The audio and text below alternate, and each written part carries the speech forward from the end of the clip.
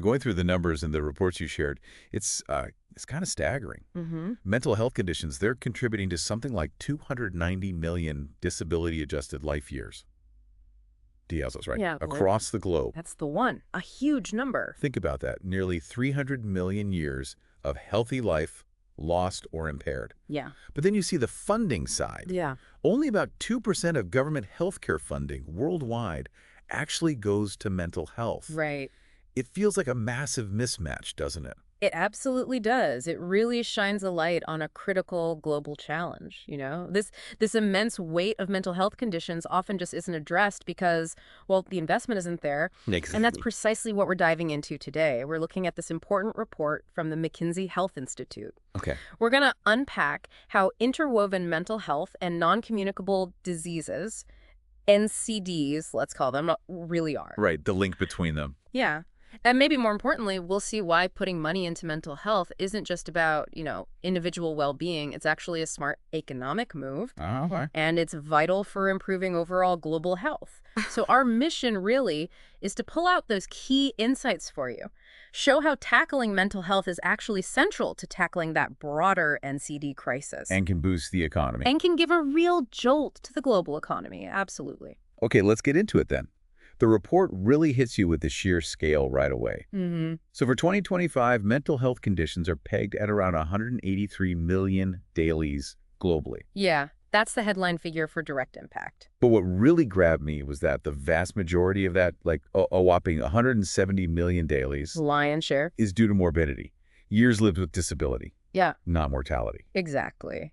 And what's fascinating here, and maybe even surprising for some listeners, is when you stack that up against other major health challenges. Well, the report highlights that if you combine the morbidity burden, the YLDs, from the four leading non-mental health NCDs, So things like heart disease, cancer. right, cardiovascular diseases, chronic respiratory diseases, diabetes, kidney diseases, and cancers, you add up all their morbidity. Okay. It's actually less than the morbidity caused just by mental health conditions. Wow. That is striking. It really is. It probably shifts how many of us think about global health priorities, doesn't it? It totally does. It kind of reframes the whole picture. And then it gets even more interconnected when we look at how mental health actually feeds into these other NCDs. Yes, that's the next crucial layer. The report points out that mental health conditions contribute to about 290 million dailies out of the total estimated 1.8 billion dailies from all NCDs in 2025. So doing the math, that's roughly 1 in every 6 dailies from NCDs overall having a mental health component. 1 in 6, that's significant. Exactly. We're looking at both a direct impact, which we just talked about, Yeah. and this really significant indirect impact. The report really emphasizes this indirect burden, and this is where you see that dominant effect really clearly. Can you give an example? Sure. For instance, having a depressive disorder can triple your risk of cardiovascular diseases. Triple. Triple. And it can more than quadruple your risk of digestive system diseases. Wow. Okay, that's a huge multiplier. And I guess it makes intuitive sense when you think about it, right? How do you mean? Well, when someone's dealing with depression, adopting those healthy habits, Yeah. like getting enough sleep, exercising regularly, or even, quitting smoking, Mm-hmm. that can feel incredibly difficult, almost impossible sometimes. Precisely. It hinders those protective behaviors. And the report also delves into substance use disorders. Right, another major factor. Yes, which are significant drivers of risk for numerous NCDs. Take alcohol, for example. Okay. It can disrupt the delicate balance of the gut microbiome that allows harmful substances to enter the bloodstream. Which then causes problems elsewhere. Exactly. It elevates the risk of at least 7 different types of cancer. And what's really sobering is that over half, more than 50%, of the 3 million deaths linked to alcohol each year are actually due to NCDs. So it's not just liver disease or accidents. Yeah. It's cancer, heart disease, driven by alcohol use. Correct. Triggered or worsened by it. So it's not just about the immediate struggles with, say, depression or addiction. It's this cascade effect. One thing makes another worse, making the whole NCD crisis even bigger. That's a great way to put it, a cascade effect. Now, the report also stresses the potential of early intervention. which makes perfect sense given when these conditions tend to pop up. Yes, this brings up a really important point about the typical age of onset. Right. While many physical NCDs, heart disease, certain cancers, they tend to become more prevalent and severe as people get older. Like over 60. Yeah, the report says nearly half the burden of those physical NCDs affects people over 60, but mental health conditions are different. How do? The report highlights that more than half, over 50%, of the mental health disease burden affects individuals under the age of 40. Under 40. That's a key distinction. It really is. So acting early on mental health isn't just about feeling better right now. It has this long-term protective effect on your overall health. Hmm. And it could significantly impact people's ability to work and contribute later on. Exactly. It impacts health and workforce productivity over a lifetime. And there are important differences between men and women to consider here, too. Oh, like what? Well, the report notes that almost 80% of deaths from substance use disorders occur among men, 80%. which is often linked to this broader crisis of what are sometimes called deaths of despair. Okay. And for women. On the other hand, while women might experience a slightly lower overall burden from mental health conditions compared to men, they tend to lose more years of healthy life, more YLDs, due to disability from anxiety and depression. So it impacts their quality of life significantly, even if mortality rates are different. Precisely. It really underscores the need for, tailored approaches. We need sex-specific strategies. It really sounds like getting in early and being targeted with these interventions could have just a massive positive ripple effect. That's the potential, yes. Now, the report also paints a picture of what could happen if we really step up and scale effective mental health support. What does that future look like? Well, the current trajectory is frankly quite concerning. Yep. If we don't change course, the global burden of mental health conditions could balloon to 365 million dailies by 2050. That's almost double the 2025 figure we started with. Roughly, yes. However, the report offers a much brighter alternative, a more optimistic outlook. Good. What is it? By scaling up proven mental health interventions so that 90% of those in need actually receive appropriate support. The 90% target. Right. This aligns with what's sometimes called the Kennedy Forum's 90 goals. 90% screened, 90% diagnosed, 90% treated. Okay. Ambitious but clear. If we could achieve that, we could potentially slash that future burden by a staggering 150 million dailies. Cut it down by almost half from the projected increase. Exactly. And prevent 1.6 million deaths in 2050 alone. That's an enormous potential impact. Yeah. Just huge. And it's not just about reducing suffering and preventing deaths, is it? It also translates to more years of good health overall. Precisely. The report estimates that these scaled interventions could increase average life expectancy, just overall life expectancy, by about 3 months per person. Okay, 3 months. But, maybe more significantly, it could increase health-adjusted life expectancy by 1.1 years per person by 2050. So over a full year of healthy life added for everyone on average. Yes, and to really grasp the magnitude of that, the report compares this impact to the global effect of completely eliminating obesity. Wow. Comparable to eliminating obesity. That really puts the power of investing in mental health into perspective. It does, doesn't it? Now, when we talk about these interventions, what kind of approaches are we actually looking at? And crucially, are they cost-effective? Because that's often the big question, the sticking point. Right. Well, the report highlights that therapeutic interventions are really the engine of change here. Therapy, medication. Exactly. Those account for over 82% of the potential daily reduction by 2050. This includes well-established treatments like psychotherapy and psychiatric medications. The standard treatments. Yes, and those alone could potentially avert nearly 80 million dailies. The report also points to the growing potential of digital therapies. Like apps and online programs. Yes, which can be particularly valuable in reaching people, maybe in remote or underserved areas, who might not otherwise get help. Okay, so we have effective tools. We know what works. But as we touched on right at the beginning, the report also highlights the significant underfunding of these services worldwide, right? Yes, this is a consistent finding. It's not just this report. Numerous expert groups, including the Lancet Commission, have pointed this out repeatedly. So despite this massive burden we've been discussing, mental health continues to be severely underfunded globally. Correct. Which really hinders our ability to implement these proven solutions at the scale needed. And what does the report say about the actual bang for our buck, the cost effectiveness? Based on their analysis, the report estimates that cost-effective mental health interventions average around $800 per daily averted in lower-income countries, Okay, $800. and about $6,800 per daily averted in higher-income countries. Quite a difference, but reflects cost of living, I suppose. Presumably. The global average they calculate is about $4,300 per daily averted. And what about the total investment needed to reach that 90% treatment goal we talked about? To reach that target in 2025, they estimate a global investment of around $350 billion would be needed. Right, $350 billion. That sounds like a substantial amount.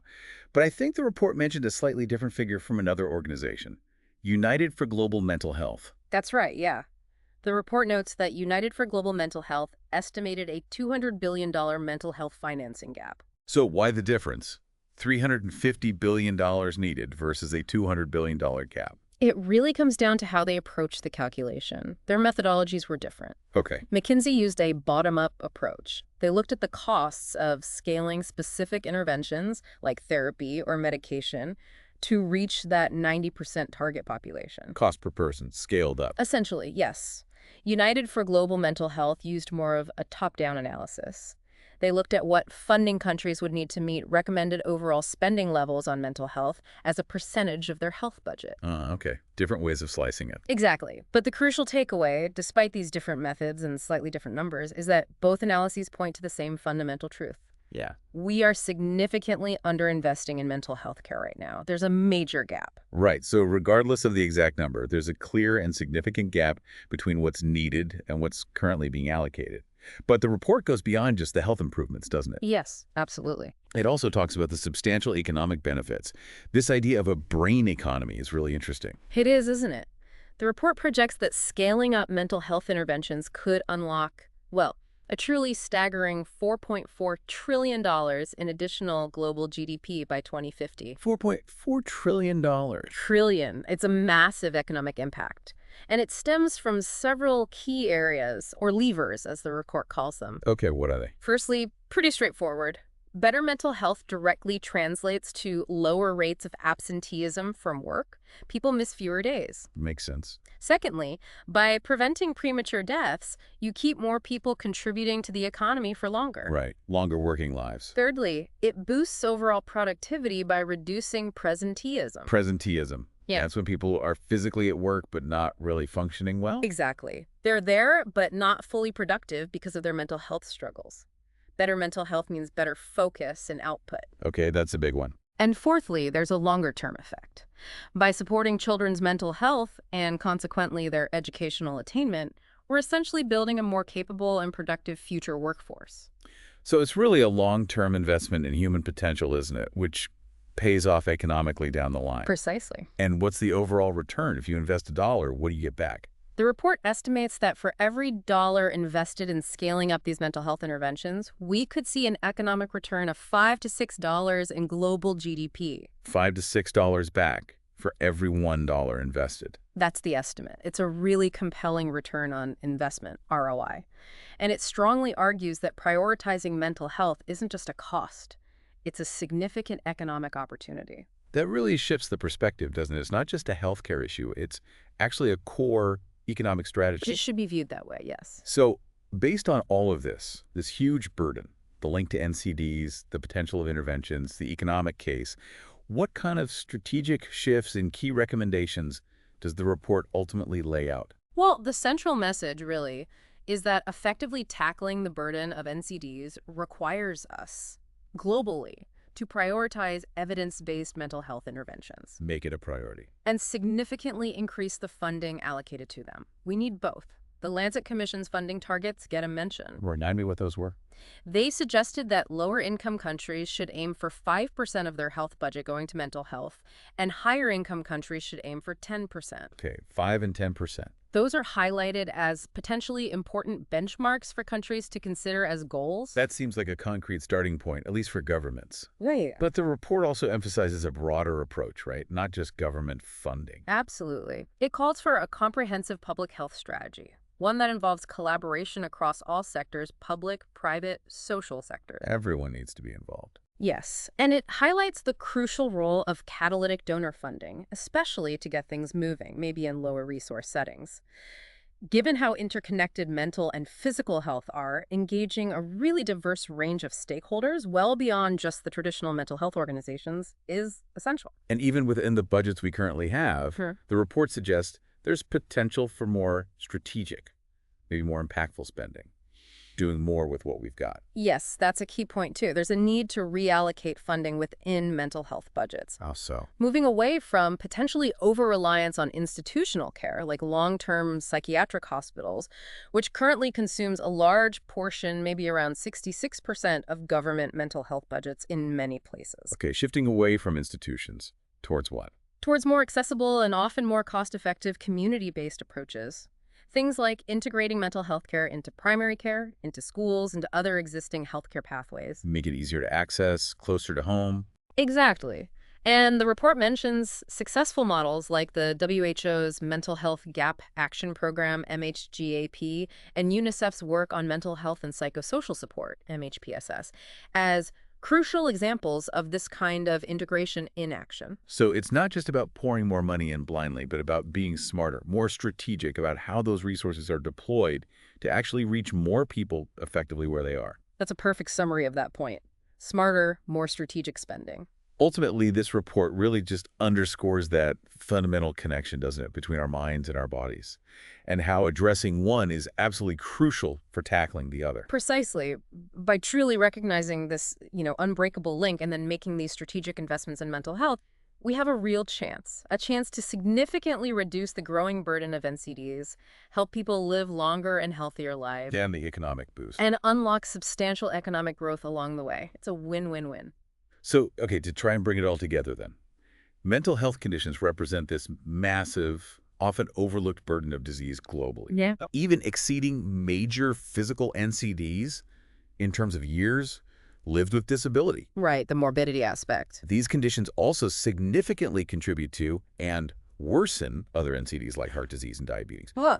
But early and scaled-up mental health interventions offer a really powerful solution. Yeah. They have the potential to dramatically reduce this burden, increase healthy life expectancy maybe by over a year, and even provide a significant boost to the global economy. We're talking trillions of dollars And a great return on investment. with a substantial ROI, $5 or $6 back for every dollar spent. Mm-hmm.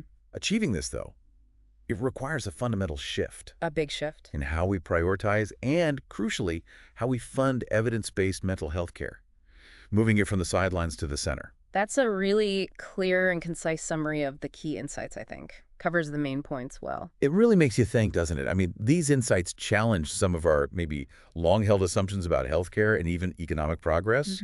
If mental health is this fundamental driver, impacting both health outcomes and economic potential so profoundly, it makes you wonder, what role could you, as someone listening to this, or perhaps your own community, play in advocating for or maybe supporting a more integrated approach, a more prioritized approach to both mental and physical well-being? It's a question worth asking. It certainly prompts us to really consider where our resources, our attention are currently directed, and the incredible potential of a future where mental health is truly valued and supported right alongside physical health, not as an afterthought, but as foundational. Foundational, that's a good word for it.